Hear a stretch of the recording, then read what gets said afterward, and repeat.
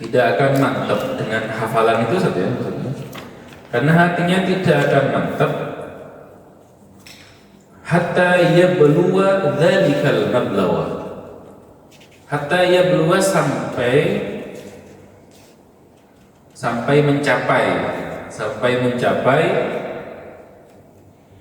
itu kalau dimana sampai semuanya atau hingga sampai sampai kan sampai mencapai dzalikal mablaw, target itu. Nah, hitungan tadi sebenarnya. Jadi misalkan, oh saya target dalam satu hari murojaah sekian ayat misalkan, sekian berapa kali. Nah itu hafalan-hafalan itu tidak akan nempel di hati kita sampai kita nyampe murojaah di hitungan yang sudah kita targetkan. Makanya murojaah itu menjadi vital, menjadi penting sekali bagi orang yang ingin menjaga pemahaman dan hafalan. Misalkan nanti kita diajari prakteknya. Misalkan wayang bawi seharusnya ayyukarriro, memurojaah, mereview, ayyukarriro memurojaah sabqal amsi, pelajaran yang kemarin. Sabqal amsi, pelajaran yang kemarin. Sekarang kan hari Kamis, pelajaran yang hari Rabu itu sebaiknya dimurojaah berapa kali? Khamsa marrat, 5 kali. Karena masih baru kan? Kalau kemarin kan masih baru, jadi perlu diulang banyak, 5 kali. Wasabqal yaumil ladzi qablal amsi, wasabqal yaumil ladzi, dan pelajaran al-yaumil ladzi qablal amsi, hari sebelumnya itu berarti kemarin lusa saja. Kemarin Rabu, hari Selasanya. Kalau yang pelajaran hari Rabu dianjurkan diulang 5 kali, maka pelajaran yang hari Selasa dianjurkan diulang 4 kali. Arba'a marrat, 4 kali. Semakin mundur semakin sedikit. Karena itu sudah lipatannya diulang-ulang murojaah saja. Kemudian wasabqal ladzi qablahu, dan pelajaran yang sebelumnya lagi, berarti hari apa? Hari Senin ya. Pelajaran yang hari Senin itu diulang berapa kali? 3 kali. Semakin turun saja. Walladzi qablahu, dan pelajaran yang sebelumnya lagi itsnain, 2 kali. Berarti yang hari apa? Ahad saja. Yang hari Minggu. Yang hari Minggu itu berarti diulang 2 kali. Walladzi qablahu, dan pelajaran yang sebelumnya lagi hari Sabtu berarti itu wahidan, 1 kali. Jadi hari Kamis ini memurojaah pelajaran yang sudah 5 hari yang lalu. Yang kemarin diulang 5 kali, yang hari Selasa diulang 4 kali, ya hari Senin diulang 3 kali, hari Ahad 2 kali, hari Sabtu 1 kali. Itu porsinya sama loh Ustaz. Nanti kalau ketemu lagi Ustaz ya. Nanti kalau hari Jumat, yang hari Rabu itu sudah diulang 4 kali, dan 5 kali lagi. Yang 5 kali yang hari sekarang. Gitu Ustaz. Jadi pelajaran itu, hafalan itu akan apa Ustaz ya? Bahasanya orang Jawa apa? Kulino Ustaz ya. Karena sudah terbiasa diucapkan, itu nancep, istiqoroh nanti. Saya tidak pernah menghafalkan Yasin, tapi hafal Yasin. Kenapa? Diulang-ulang soalnya. Tiap malam Jumat diulang-ulang. Sampai sekian tahun baru nempel banget, istiqoroh banget.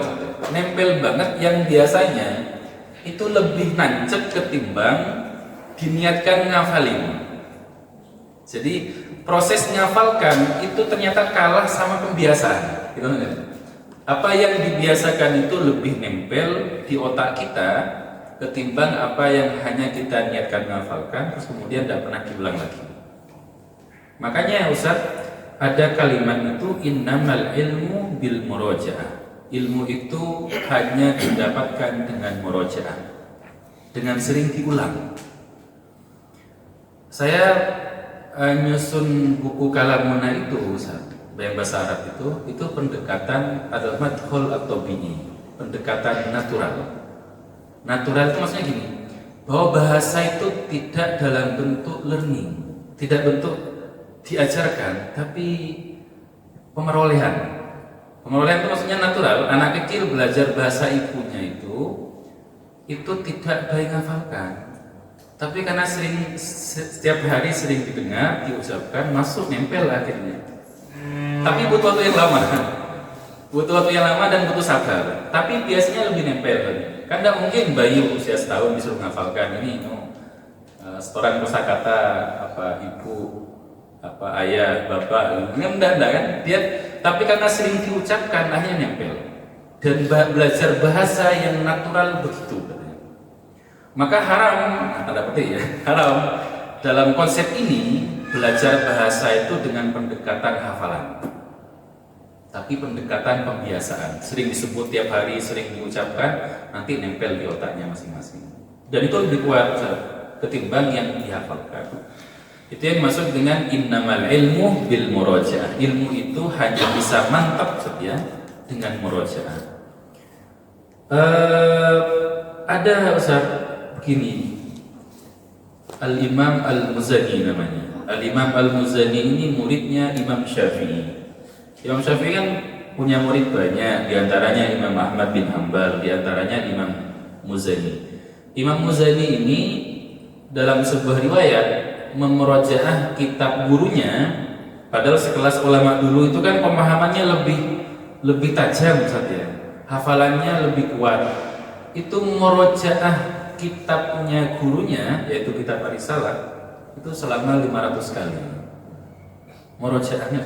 Dan setiap beliau ulang, katanya beliau selalu menemukan faidah, menemukan pelajaran dan hikmah baru setiap beliau ulang.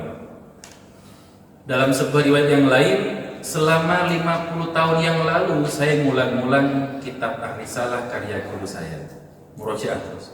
Dan setiap bulan dia selalu menemukan ilmu baru. Saya mikir begini, Ustaz. Murojaah, nge-review pelajaran itu bukan hanya faktor menguatkan hafalan menurut saya. Tapi yang paling penting adalah simbol kecintaan kita pada ilmu. Orang kalau suka sama bahasa tertentu saja, itu meskipun sudah hafal banget, dilihat terus. Orang-orang yang sedang kasmaran misalkan, kalimat-kalimat WA dari pasangannya dilihat terus ya. Meskipun sudah, ini pernah saya WA dari kan dilihat terus saja, dibayangkan. Kenapa? Karena itu simbol cinta. Jadi orang yang murojaah berkali-kali begitu, itu simbol cintanya pada ilmu. Menurut saya begitu yang paling dalam loh ya. Bahwa murojaah, nge-review, belajar mandiri itu adalah simbol kecintaan kita pada ilmu. Kalau ini ditanamkan saat belajar mandiri, belajar secara ini, secara merdeka dalam itu akan tumbuh. Tapi memantiknya memang tidak mudah saja. Karena kayak tadi itu nyari saklarnya itu di mana sebenarnya anak-anak itu yang tidak mudah. Baik, itu saja yang saya pahami begitu. Message yang terdalam adalah bahwa sebagai bukti kecintaan kita kepada ilmu, maka dia sering diulang. Karena kaidahnya begini, Ustaz. Man ahabba say'an, siapa yang suka sama sesuatu, aksara dzikrahu, maka dia akan memperbanyak nyebut. Kan gitu ya. Orang kalau suka sama apapun itu, dia akan suka menyebut tema itu berulang-ulang. Misalkan ada orang suka sama sepak bola, obrolannya kemana-mana bola. Dia suka sama pemain tertentu misalkan, pemain itu akan disebut terus, kan tidak ada bosannya nyebut itu. Nah itu yang saya maksud bahwa sebagai simbol kecintaan kita pada ilmu, maka murojaah wajib. Nge-review murojaah itu wajib sekali sebagai bukti bahwa kita serius cinta pada ilmu ini. Ini yang menurut saya memantiknya dan mudah menanamkannya. Saya membayangkan iya. Terus yang kedua Ustaz ya, yang saya pahami juga dari maksud ini adalah biar kita itu sibuk dengan ilmu, tidak sibuk dengan yang lain. Saya kemarin habis ngaji sama istri itu, saya punya program khusus di rumah selama bulan Maulid, ngaji kitab Sirah Nabawiyah karya Syekh Ramadan Al-Buti. Niat ini aja, niat menunjukkan rasa cinta kita kepada bulan kelahirannya sosok yang paling agung, yaitu Rasulullah. Saya baca di rumah ya, saya kemudian ketemu pada sebuah ini segmen sirahnya Rasulullah, yang mana Rasulullah itu di usia sekitar di atas 35 tahun menjelang kenabian, Rasulullah itu dibuat suka uzlah. Uzlah itu menyendiri ke Gua Hira pertama, kontemplasi. Kalau kita membayangkan topo gitu kan agak mistis. Padahal tidak sebenarnya. Kontemplasi bahasa kita sekarang kontemplasi, muhasabah, ini tempat untuk tafakkur, merenung. Rasulullah menjelang turun SK kenabian itu dibuat suka menyendiri dan tafakkur, kontemplasi. Saya membayangkan saja orang yang biasa begitu itu menemukan pencerahan biasanya. Agama manapun banyak yang mengajarkan ke sana. Orang kalau pengen menemukan jati diri yang sebenarnya, mengenali dirinya, self knowing itu, dia harus punya waktu untuk menyendiri, kemudian kontemplasi, muhasabah, dan masuk ke dalam dirinya sendiri, kemudian mengenali dan mengkritisi dirinya sendiri. Nanti muncul biasanya pencerahan, Ustaz. Saya pikir sekarang itu susah, Ustaz ya. Bahasa Rohikul Mahtum itu, Ustaz. Rohikul Mahtum itu kitab sirah karya Sofi Rahman Al-Barofuri. Itu bahasanya adalah suka al-khola. Khola itu kesepian, di tempat sepi. Kalau bahasa modern al-khola itu kamar mandi, WC ya. Saya bilang, kebanyakan orang kalau masuk kamar mandi, mohon maaf kalau sedang BAP itu, kadang nemu inspirasi. Ya, saya ya? Nemu RPP. Kenapa? Dia berada di tempat yang sepi, jauh dari kerumunan, dari hiruk pikuk, dia hening di situ, menghayati. Akhirnya ketemu inspirasi baru saja. Tapi sekarang problem, saya bilang problem. Kenapa? Di era gadget begini, tempat yang paling sepi pun tidak jadi sepi. Dia masuk kamar mandi BAB setengah jam, lama sekali. Yang seharusnya dia kontemplasi di situ saja, dia bawa HP ke situ, bawa kerumunan. Kerumunannya dia ada di HP-nya loh, kan? Ada WA group, ada medsos, ada Facebook. Yang seharusnya dia di situ kontemplasi, tidak jadi kontemplasi. Dia bawa keramaian ke dalam kamar mandi. Bagi saya keramaian yang sebenarnya adalah HP kita. Keramaian yang sebenarnya adalah HP kita. Kalau fisik itu terbatas, ini jumlah kita untuk ramai kan hanya sekian orangnya, 20-an lebih, 30-an lah. Tapi kalau di HP itu bisa jutaan kita kerumunan, lintas negara saja. Kalau ini mungkin kulturnya sama lah, sama-sama pendidikan. Kalau sudah masuk ke HP, kulturnya sudah tidak bisa diatur, normanya juga tidak ketat.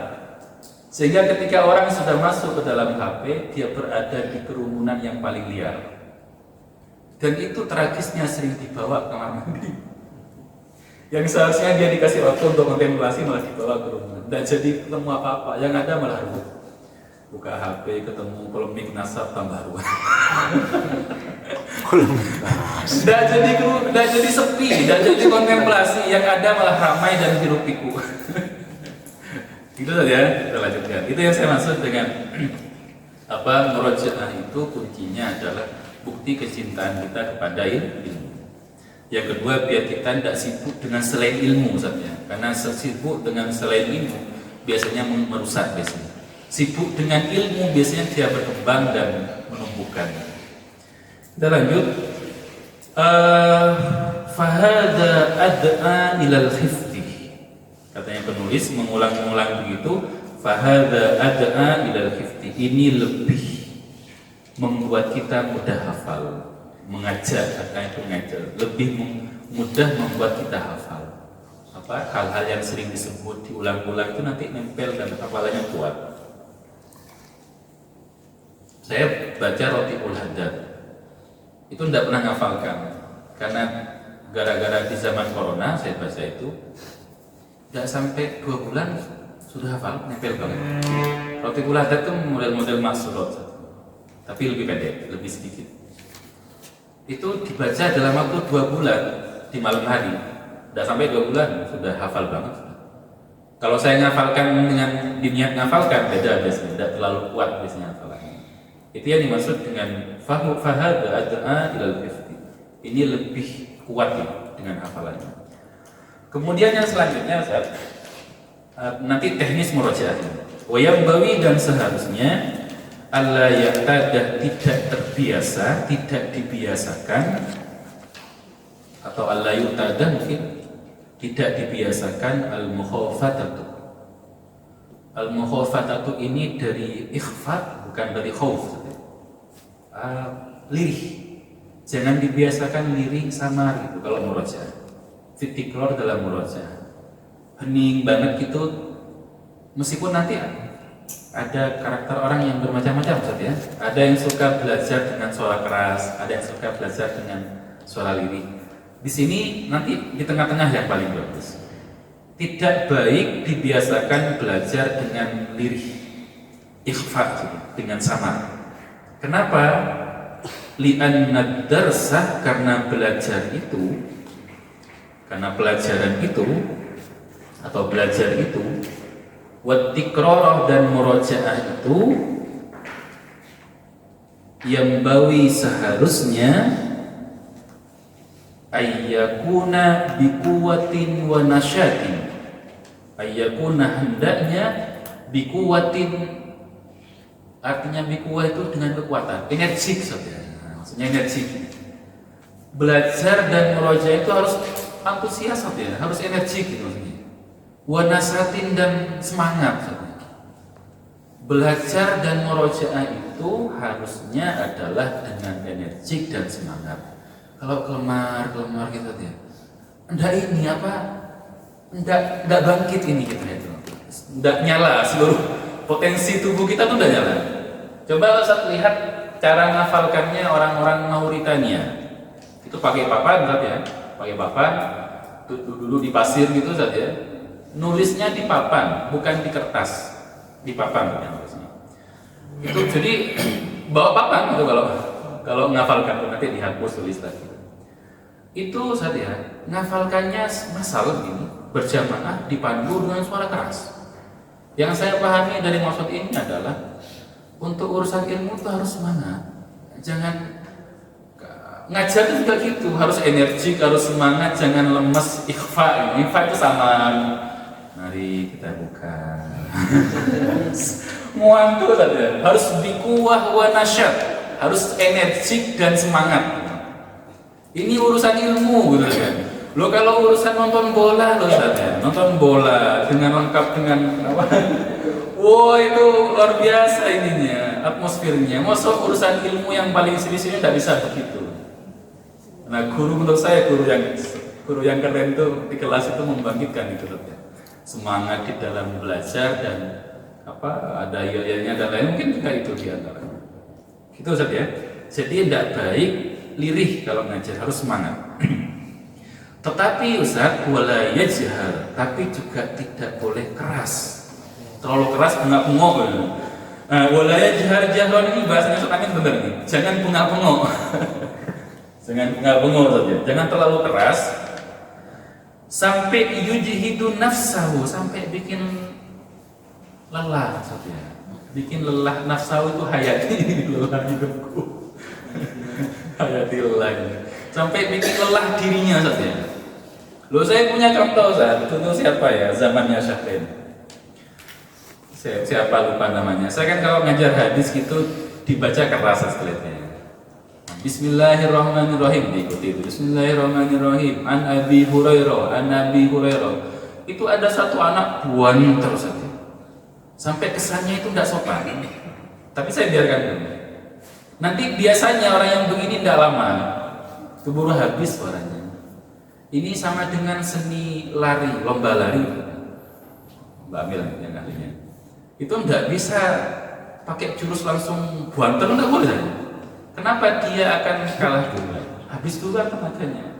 Dia ada ritmenya gitu ya. Sama dengan ini murojaah itu tidak boleh lirih, juga tidak boleh terlalu bater sampai bikin yujhidu nafsahu, sampai bikin dirinya sampai lelah sekali. Al-juhdu itu sampai ente-entean saja. Al-juhdu itu ente-entean, maksudnya totalitas semuanya, pikirannya, tenaganya, perasaannya dipakai semua, itu namanya ijtihad namanya. Kita lanjut, kailayon koti'ah anitikror, biar enggak terputus dari murojaah, biar enggak apa saja. Setelah semangat itu berhenti ya lesu. Itu inkitob namanya, terputus dari murojaah, enggak semangat lagi, bosan. Nanti bosan harinya murojaah. Maka yang terbaik bagaimana Ustaz? Fa khairul umuri awsatuha, sebaik-baiknya urusan adalah yang tengah-tengah. Tidak keras, tidak pelan. Gimana Ustaz? Tidak ada rumusnya. Jangan ukur sendiri. Oh ini yang sedang kayaknya begini. Awsatuha itu begini. Nah bijaksana itu tidak ada rumusan teknisnya Ustaz. Bijaksana itu awsatuha mesti tengah-tengah. Antara ceroboh dan sembrono itu apa? Tengah-tengahnya, berani. Antara kikir dan boros apa? Tengah-tengahnya. Kikir dan boros, loman. Suka sedekah, dermawan. Itu tengah-tengah antara kikir dan boros.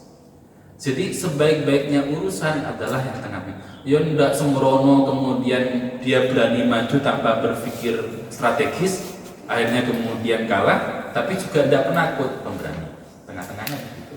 Khairul umur aus. Cuma nanti pertanyaannya gimana rumusnya jadi pemberani Ustaz? Itu tidak ada teknisnya. Rasa dan konteks masing-masing. Oh, ini sedang di kelas konteksnya begini. Ukurannya masing-masing berbeda Ustaz. Itu yang dimaksud dengan khairul umur awsatuha. Wasit saja, ummatan wasaton. Umat Islam itu umat terbaik. Kenapa? Ummatan wasaton, umat yang tengah-tengah. Tidak ekstrim kanan, tidak ekstrim kiri. Yang habis nonton bola wasit, yang tengah-tengah itu wasit. Tengah-tengah di antara dua kubu. Tengah-tengah itu nanti perannya lebih berat saja. Karena dia harus menengahi antar dua kubu atau lebih. Bukan tengah-tengah itu bukan cari aman. Tengah-tengah justru malah tidak aman. Kenapa? Akan dikritik dua belah kubu. Kalau tengah-tengah cari aman bukan salah. Saya pilih mana? Pilih kanan atau kiri atau tengah-tengah? Lantung motifnya apa dulu? Motifnya apa dulu? Kalau pengen tengah-tengah motifnya apa? Biar tidak dimusuhi oleh dua-duanya, atau biar antum bersikap netral dan bisa memutuskan mana yang terbaik di antara keduanya. Ini menentukan. Kalau tujuannya adalah biar enggak dibenci kedua belah pihak, saya milih di tengah-tengah, antum salah. Malah antum dibenci dua-duanya. Mending pilih salah satunya aja, dibenci salah satunya saja.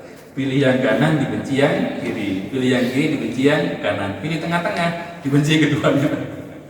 Jadi tengah-tengah itu bukan faktor dibenci atau enggak, faktor saya akan bersikap adil pada keduanya. Yang saya bilang itu loh, Ustaz. Antum kalau terlalu dekat dengan mobil, mau nyalip susah. Tidak bisa lihat depan itu ada halangan apa. Naik motor, di depannya ada mobil. Semakin dekat, semakin tidak bisa melihat secara objektif di depan mobil itu ada apa. Gimana caranya dengan nyalip? Mundur dulu, agak jaga jarak, menjarak dulu sampai kelihatan depan nggak ada kosong masuk. Tapi kalau terlalu jauh juga nggak kenal, Ustaz. Nggak objektif juga. Yang benar adalah apa? Khairul umur awsatuha. Oh ada Habib ya ini? Ini ada Habib. Nggak bahas isu nasab kan ya? Saya nggak tahu satu-satu di sini ngerti polemik nasab ya? Nasabnya Habaib? Iya ada. Enggak ya, mending enggak usah tahu. Biar pikiran jenengan lebih bersih. Orang kudu ngerti ini sumpek pikirannya. Tiap hari tembennya ketemu dengan orang tukaran, apakah Habib ini asli atau tidak? Apakah asli keturunan Rasulullah? Dakwah itu sumpek itu. Bagi saya musuh terbesar bangsa ini adalah perpecahan dan permusuhan. Sehingga yang harus diperangi adalah permusuhan dan perpecahan. Seperti bahasanya Habib Ali Al-Jufri, Yaman itu perang saudara, Ustaz. Yaman itu kubunya itu Sunni dan Syiah. Dalam konteks teologi kita Sunni Syiah salah ya, Sepakat kita, hitam putih dalam hal itu saja, hitam putih. Tapi dalam hal kebangsaan muncullah fatwanya Habib Ali Jufri. Siapa yang meyakinkan antara Sunni dan Syiah bermusuhan, maka dialah musuh yang sebenarnya. Kenapa? Itu mengganggu kerukunan bangsa. Lu bener, perang tidak mari-mari loh. Kalau dibawa ke konteks Indonesia, bisa begini bunyinya. Siapa yang mencoba meyakinkan dan mengkampanyekan antara NU dan Muhammadiyah bermusuhan, justru dia musuh yang sebenarnya. Kita harus lawan orang yang begini. Gitu ya. Kenapa? Menjaga dan merawat persatuan itu adalah harga mati. Bahasanya begitu. Sehingga saya bilang kalau teman-teman tidak ngerti, alhamdulillah itu bagus. Pikirannya lebih aman dan lebih jernih. Oke, lanjut ya. Satu paragraf lagi. Hukiyah, agak cepat. Hukiyah diriwayatkan anna Aba Yusuf, sesungguhnya Abu Yusuf muridnya Imam Abu Hanifah.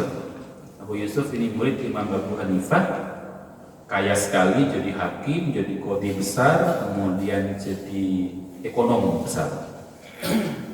Kana yudzakirul fiqh, beliau murajaah fikih ma'al fuqaha beserta ulama fikih yang lain. Abu Yusuf ini Ustaz murajaah sambil diskusi, murajaah dengan cara diskusi.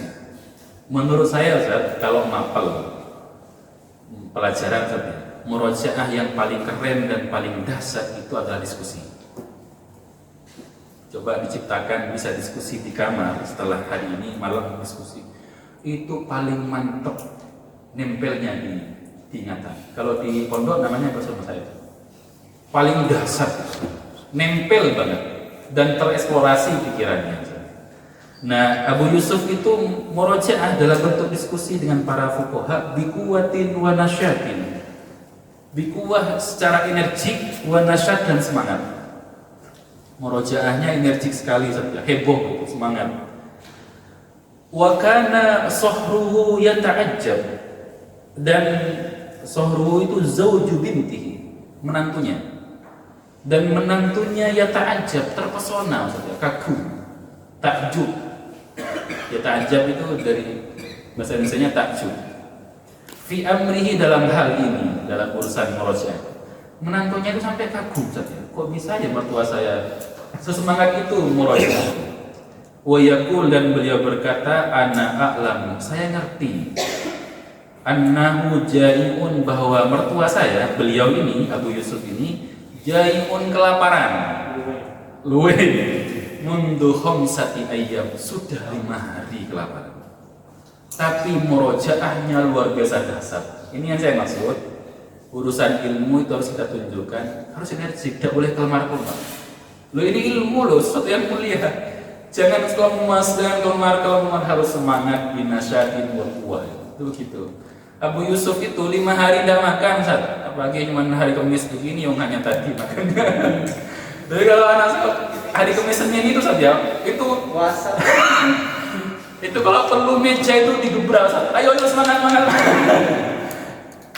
Abu Yusuf 5 hari tidak makan, masih semangat. Kamu itu baru tadi sahur. Kalau nanti jawabannya satu, kalau saya ngajar pas 7 dulu mesti ada yang jawab ini, saat saya tidak sahur tadi. Nah, yang dimarahi Habib itu saja kan? Yang ditegur Habib tadi. Kalau bisa anak-anak tidak sahur tapi tidak semangat. Itu lanjut saja ya. Wa ma'adzalika, meskipun begitu, nah wa ma'adzalika, meskipun begitu, annahu yunadiru ma'al quwwa wan nasyat. Beliau berdiskusi dengan energi dan semangat meskipun lapar selama 5 hari. Pertanyaannya, panjenengan pernah tidak lapar tidak makan selama, kalau sehari mungkin pas puasa aja, sehari semalam lah, belum pernah ya? Belum pernah? Oh, saya pernah 2 hari semalam tidak makan apapun di pondok saja. Bekal sudah habis, bukan tirakat loh saja, terpaksa. Beras tidak ada, lo kan saya masak sendiri.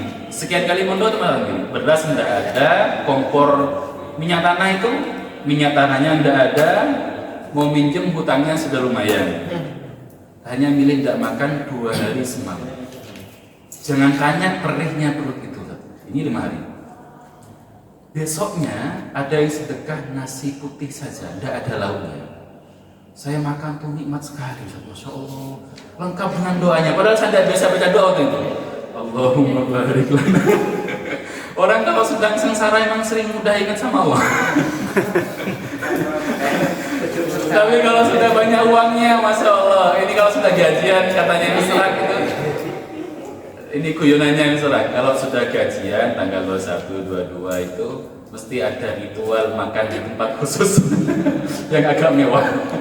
Itu biasanya agak lupa sama doa-doanya biasanya. Tapi kalau sedang lapar banget itu, ya Allah, itu ya gitu ya, jemput ya. Gitu saja. Jadi urusan ilmu itu harus serius, harus semangat, harus binasyatin. Dan sebagai bukti kecintaan kita pada ilmu, kita sering ulang itu.